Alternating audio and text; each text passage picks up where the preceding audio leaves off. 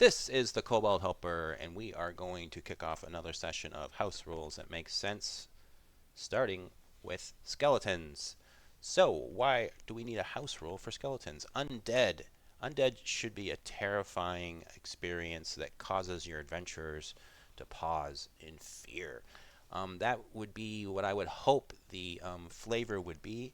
And unfortunately, by the stat block, I mean, they are immune to poison. They do have dark vision. Fine. But what about them captures the essence of what I think undead should be? There's nothing, not really.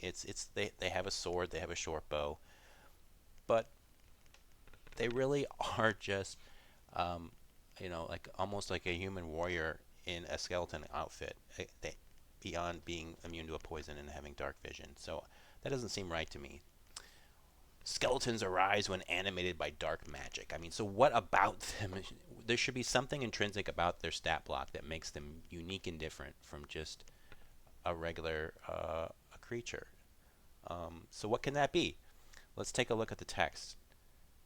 They attack without mercy and fight until destroyed is one sentence from the monster manual.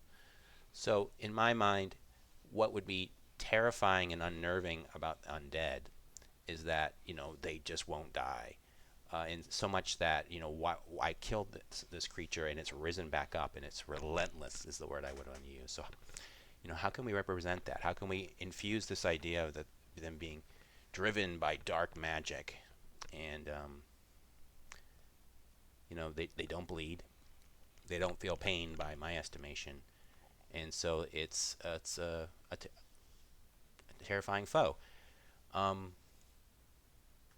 If you give them 3 temp hit points every round, I think that is a mechanical way to represent the fact that you need to break through these dark magics and actually crush the bones in order to damage these creatures.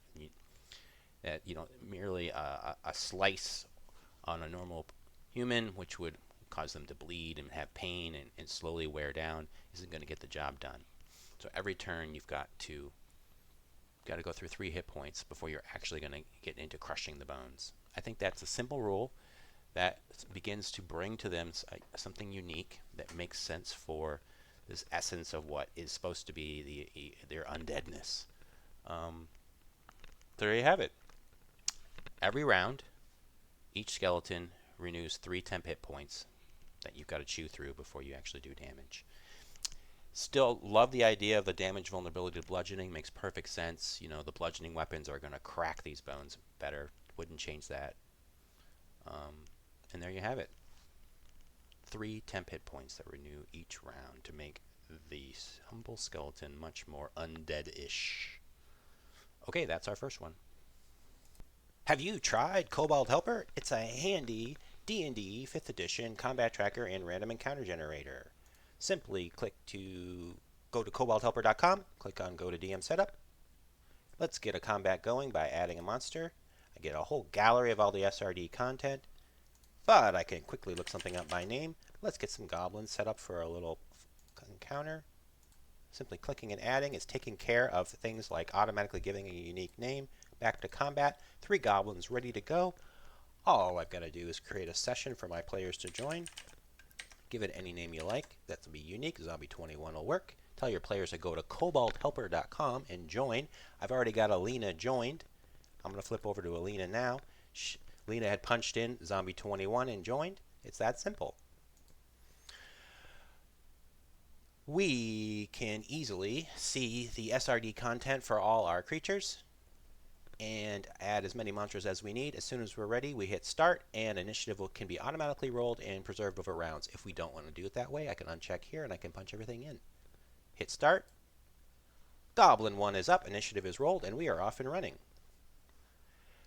We can easily track effects, which as me as a DM have a lot going on, I can easily forget that Goblin 1 has advantage, or maybe Goblin 3 is slowed and is disadvantage. Likewise, the combat effects showing the bloodied effect that Alina is hurt or monsters, and also in this case, I can turn that off if I don't want my players to have that visual cue. As soon as my goblin is done, I hit advanced turn and the tracker saga continues. From the player's perspective, they're seeing a nice track of all the creatures in order.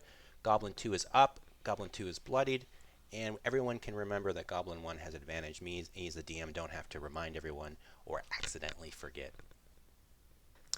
We got a nice dice roller. Hit roll. In a rolls of 5. It's broadcast to all the players and DM watching. And the last thing that's really great is our random encounter generator. Dial in the correct challenge rating for your party. Decide what you want to create by monsters or terrain. We're going to do undead as an example. Hit generate. Get a nice horde of undead that's appropriate for my party challenge rating. Every time I click it, it's random and different. And it's not something weird like a goblin and a zombie. Automatically added to the combat area over here. And I am ready to roll. So really quick, really easy to get your combats going and even randomly generating one. Give it a try. It's totally free. If you like what you see and you'd like to promote more, buy me a coffee is a link you can click. And thank you very much. Okay, our second house rule that makes sense is going back again to a weapon type. This time, axes. So, what can we do to make battle axes, great axes, hand axes, something that has a little bit of uniqueness and is something that you would want to take mechanically above and beyond the fact that it's slashing damage? So it annoys me that they don't have enough distinction between in rules around slashing versus bludgeoning versus piercing. There is some, but very little. And if that came up more in the game, that might be enough. That slashing damage does this and that, and it has very much a distinction. But it doesn't. It comes up very, very rarely.